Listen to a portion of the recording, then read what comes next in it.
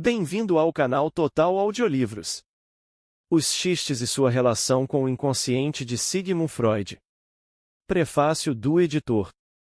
No curso da discussão da relação entre os xistes e os sonhos, Freud menciona sua própria razão subjetiva para dedicar-se ao problema dos xistes.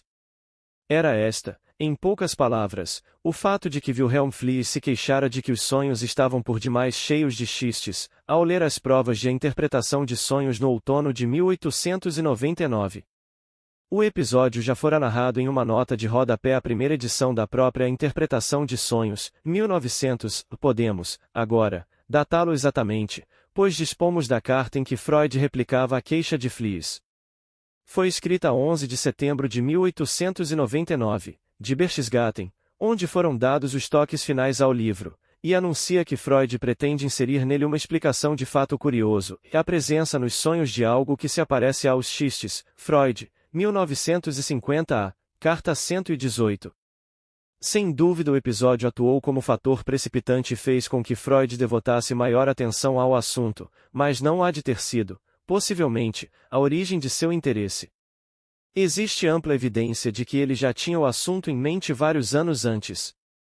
O simples fato de que dispusesse de uma resposta imediata à crítica de Fliess demonstra a probabilidade dessa suposição. Outra confirmação é dada pela referência ao mecanismo dos efeitos incômicos, que aparece em uma página posterior de A Interpretação de Sonhos e que prenuncia um dos pontos principais do capítulo final do presente trabalho. Mas era inevitável que tão logo Freud iniciasse sua detalhada investigação dos sonhos, ficasse surpreendido pela frequência com que ocorriam nos próprios sonhos, ou em suas associações, estruturas semelhantes a xistes.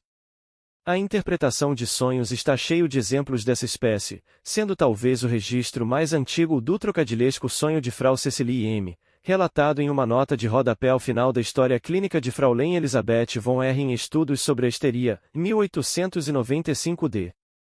Mas, bem distante dos sonhos, há evidência do precoce interesse teórico de Freud pelos xistes.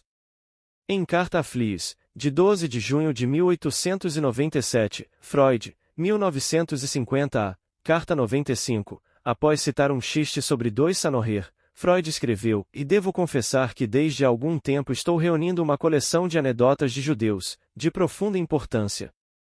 Alguns meses depois, a 21 de setembro de 1897, cita uma outra história de judeu, como pertencente à minha coleção, e inúmeras outras aparecem tanto na correspondência com Fliess como em A Interpretação de Sonhos.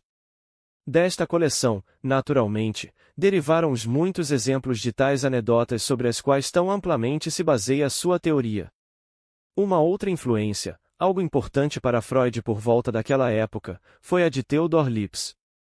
Lipps, de 1851 a 1914, era um professor de Munique que escrevia sobre psicologia e estética, e ao qual se atribui a introdução do termo Einfühlung e empatia. O interesse de Freud por ele foi, talvez, inicialmente despertado por um artigo sobre o inconsciente, lido em um congresso de psicologia de 1897, fundamento de uma longa discussão no último capítulo de A Interpretação de Sonhos. Sabemos pelas cartas a Fliess que em agosto e setembro de 1898 Freud estava lendo um livro anterior de Lipps sobre The Basic Facts of Mental Life, 1893, novamente impressionado pelos comentários deste sobre o inconsciente. Freud, 1950 a, cartas 94, 95 e 97. Mas já em 1898 aparecia um outro trabalho de Lipps sobre assunto mais específico, Comicum do Humor. Foi este trabalho, como diz Freud logo ao início do presente estudo, que o encorajou a embarcar nele. Foi em terreno assim preparado que caiu a semente do comentário crítico de Fliess, decorrendo entretanto muito anos até que frutificasse. Freud publicou 3 importantes trabalhos em 1905, e a História Clínica de Endora, que apareceu no outono, embora, em sua maior parte, estivesse escrito 4 anos antes, 3 ensaios sobre a teoria da sexualidade e os xistes e sua relação com o inconsciente.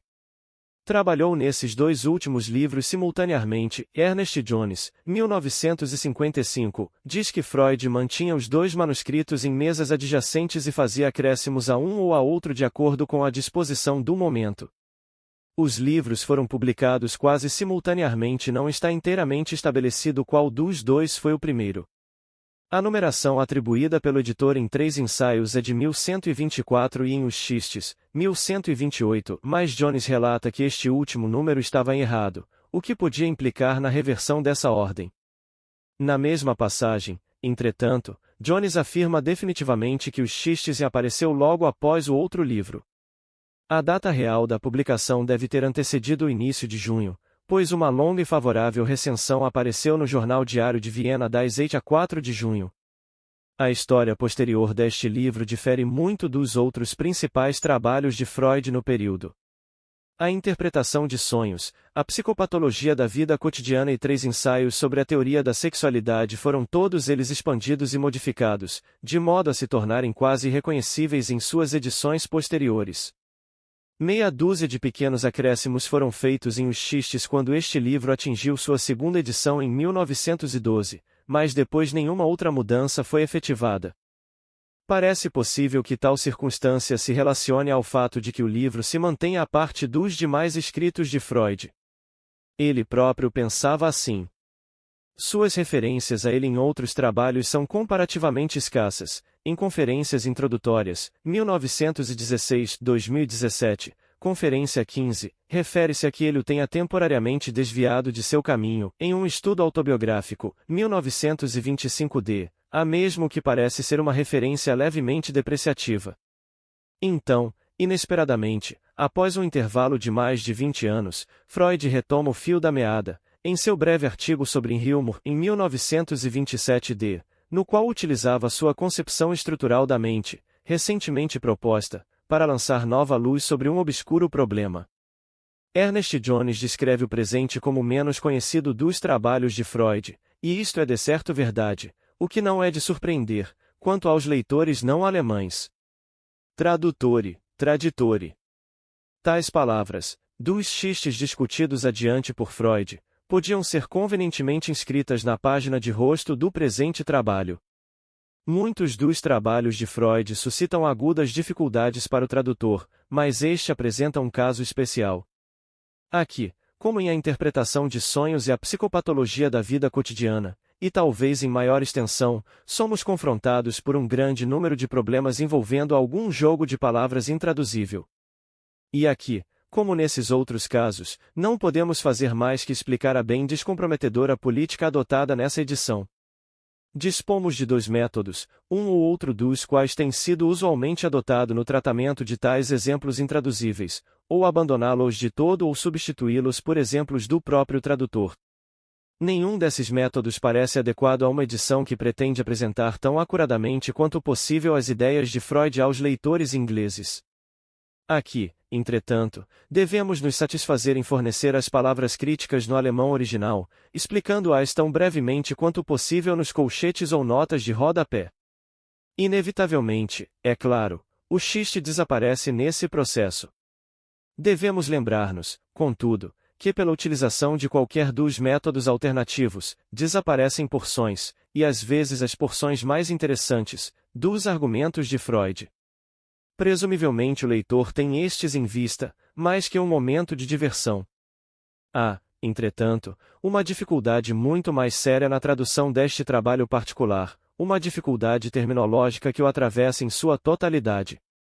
Por uma estranha fatalidade, cujas causas seria do maior interesse investigar, os termos alemães e ingleses cobrindo os mesmos fenômenos parecem nunca coincidir, são sempre aparentemente ou amplos ou estreitos demais, deixando lacunas entre si, ou superpondo-se. O próprio título do livro, Der Witzing, já se nos depara um importante problema. Traduzi-lo como invitem abre as portas para mal afortunadas incompreensões. No uso inglês normal, invitem e invitin têm um sentido altamente restrito e aplicam-se apenas a uma espécie de xistes mais refinados ou intelectuais. O mais sumário exame dos exemplos nestas páginas mostrará que invitzen e invitzigem possuem conotação muito mais ampla. Joque, xiste, por outro lado, parece ser ampla demais e cobrir igualmente a alemã ser. A única solução para este, e para dilemas similares, parece ser a adoção de uma palavra inglesa para alguma correspondente alemã, mantê-la consistente invariavelmente mesmo se parece errada em um determinado contexto. Deste modo o leitor ao menos poderá tirar sua própria conclusão quanto ao sentido em que Freud está usando tal palavra. Assim, através de todo o livro em Witzig foi traduzido como enjoque, enchiste e inseren como engés, engracejo. Há grande dificuldade com o adjetivo Witzig, usado aqui na maioria dos casos como adjetivo qualificante de Witz. O Concise Oxford Dictionary apresenta, de fato, sem comentários, o adjetivo enjoque, enchistoso. Tal palavra teria poupado ao tradutor inúmeras desajeitadas perífrases, mas ele confessa que não teve disposição para usá-la. As únicas vezes em que Invitzen foi traduzida como Inviten são 2 ou 3 lugares em que se utiliza a palavra alemã, como explicado na última nota de rodapé, para denotar a função mental e não o seu produto, parecendo não haver, então, alternativa possível em inglês. Há outras dificuldades, embora menos graves, quanto às palavras alemãs in das Komischen e in die Komik. Uma tentativa de diferenciar entre elas, usando in de Komik, em o cômico, para a primeira e in Komikalit, em comicidade, para a segunda foi abandonada em vista da passagem ao fim do parágrafo, onde as duas palavras diferentes são usadas em sentenças sucessivas, muito claramente com o mesmo sentido, atendendo meramente ao objetivo de variação elegante. De modo que a muito empolada palavra inglesa in de Komik foi adotada sistematicamente para ambas as palavras alemãs. Finalmente, pode-se notar que a palavra inglesa em humor, naturalmente usada para a alemã em humor, soa decididamente artificial a ouvidos ingleses em alguns contextos. O fato é que hoje raramente a palavra parece ser usada isoladamente. Dificilmente ocorre exceto na expressão in sense of humor. Mas aqui, outra vez, o leitor estará em posição de decidir por si mesmo sobre o sentido que Freud conecta à palavra. Espera-se ardentemente que essas dificuldades, afinal, todas elas superficiais, não detenham os leitores no início. O livro está cheio de um material fascinador, grande parte do qual não reaparece em nenhum outro escrito de Freud. As detalhadas abordagens aí contidas dos complicados processos psicológicos não têm rivais fora de a interpretação de sonhos, e são, em verdade, um produto da mesma fagulha de gênio que nos deu aquele grande trabalho. Obrigado por visitar o canal Total Audiolivros.